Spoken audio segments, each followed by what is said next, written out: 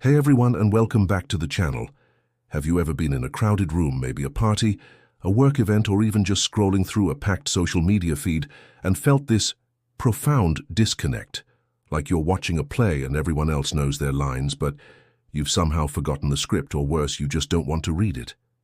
It's easy in those moments to feel like something is wrong with you, like you're awkward or maybe just antisocial. We live in a world that constantly pushes connection, networking, and the appearance of a thriving social life. So if you find yourself craving solitude, feeling drained by small talk, or simply preferring the company of your own thoughts, the narrative often tells you you need to fix that. But what if there's another way to look at it? What if that feeling isn't a bug but a feature? What if a preference for solitude isn't a sign of being less connected, but of being connected to something deeper? Today, we're diving into the mind of a philosopher who didn't just tolerate solitude, he practically worshipped it, Arthur Schopenhauer. Often labeled a pessimist, Schopenhauer had some incredibly radical ideas about intelligence, social life, and why some people naturally drift away from the crowd. And his ideas, surprisingly, might offer a powerful lens through which to understand ourselves in the hyper-connected chaos of the 21st century. Schopenhauer argued that highly intelligent people often find the typical social world unfulfilling, not because they're arrogant or hate people, but because they see through what he called the veil. Think of it like this. Most social interactions, according to Schopenhauer, are performances. We put on masks, play roles, engage in conversations that skim the surface, talking about the weather, celebrity gossip, or carefully curated triumphs, rarely touching the messy, real truth of human existence. He saw so much social interaction being driven by ego, the need to impress, to feel important, to gain validation. It's a constant performance where everyone is trying to project a certain image. And for someone with a deeply introspective mind, someone who is constantly questioning, analyzing, and searching for authenticity, this feels less like genuine connection and more like a waste of precious time. Imagine spending an hour discussing the minutiae of someone's minor work drama or the latest reality TV show when your mind is buzzing with questions about consciousness, the universe, or the nature of suffering. It's like being stuck in a kindergarten class when you're ready for a graduate seminar. It's not disdain, it's simply operating on a different frequency. Schopenhauer believed that the less depth a person has, the more comfortable they are with this superficiality. Life seems less mysterious, less complex. But for those who think deeply, who grapple with the big, uncomfortable questions, mortality, the human condition, the inherent struggle, the endless small talk and social games feel like a distraction. It's noise, drowning out the signal of their own thoughts and observations. Now, this isn't about saying intelligent people are better. Absolutely not. It's about recognizing that different minds have different needs. And a mind that is constantly seeking deeper understanding often finds that understanding within. Consider someone like, say, a software engineer deeply engrossed in a complex coding problem, or a writer crafting a novel, or an artist exploring a new technique. These are pursuits that require intense focus, introspection, and an ability to sit with challenging ideas alone. When they emerge from that deep work, the thought of navigating forced conversations and social niceties might feel less appealing than returning to the clarity of their solitary pursuit.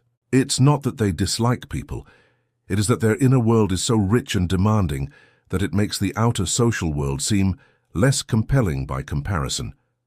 Think about the pressure today to always be on, to respond instantly, to have a witty comment ready, to present a highlight reel version of your life online. This constant performance is exhausting, especially for those who feel it acutely. Schopenhauer saw this performance centuries ago, long before social media amplified it to a deafening roar. He recognized that the more aware you become of the act, the harder it is to participate genuinely. You start to see the strings, and the magic disappears. This is why, according to Schopenhauer, solitude isn't about being lonely. Loneliness is the pain of wanting connection but lacking it. Solitude, as he saw it, is the choice to be alone because that's where the mind can truly breathe, explore, and integrate without the constant need to adapt or perform for others. It's where you can finally hear your own thoughts without the endless chatter of the crowd. Schopenhauer took this further, connecting intelligence not just to a preference for solitude, but to a deeper experience of suffering. Yes, he was a bit of a cheerful guy, but his point is powerful. To see the world clearly is to see its inherent pain. He spoke of the will, a blind, relentless, often irrational force that drives all existence. It's the source of our desires, our cravings, our constant striving. We want things, we chase them, and for a brief moment, we might feel satisfied. But then, the will presents a new desire, a new goal, and the cycle of wanting and dissatisfaction begins again. Schopenhauer saw this endless cycle as the fundamental structure of life, leading to constant frustration and pain. Most people, he argued, are somewhat shielded from this truth. They stay busy chasing the next thing, distracting themselves from the underlying dissatisfaction. But the intelligent mind sees the pattern. They recognize the futility of the endless chase, the temporary nature of pleasure, and the inevitability of loss. This awareness brings a different kind of suffering, an existential one. It's the quiet ache that comes from understanding impermanence, knowing that everything is fleeting, moments of joy, relationships, even your own life. It's not clinical depression necessarily, though the two can coexist, of course, but a profound clarity about the nature of reality. Schopenhauer would say this isn't a sign you're broken, it's a sign you're awake. Think about the artists, musicians, and writers throughout history whose work is infused with melancholy or a deep sense of the tragic. They often weren't just documenting personal sadness. They were expressing this deeper awareness of the suffering inherent in existence itself.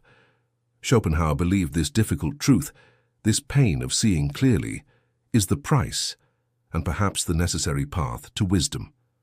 So what's the response to this awareness? Schopenhauer wasn't advocating for giving up entirely. He saw that the same awareness that reveals suffering can also offer a path to liberation, detachment. He argued that true freedom isn't found in conforming to the crowd or constantly seeking external validation. It's found in detaching from the relentless pull of the will and the illusions it creates. Detachment isn't about becoming cold or uncaring.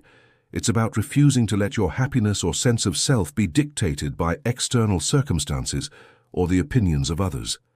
It's a quiet rebellion against a world that tells you your worth is based on your status, your possessions, or your popularity. In a modern context, this could look like consciously stepping away from the constant digital comparison, opting out of performative social rituals that feel inauthentic, or prioritizing inner growth and understanding over the endless pursuit of external markers of success.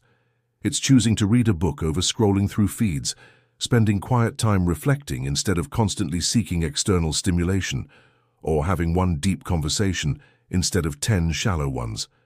And this is where solitude becomes not just a preference, but a sacred power. Solitude is the space where this detachment can happen.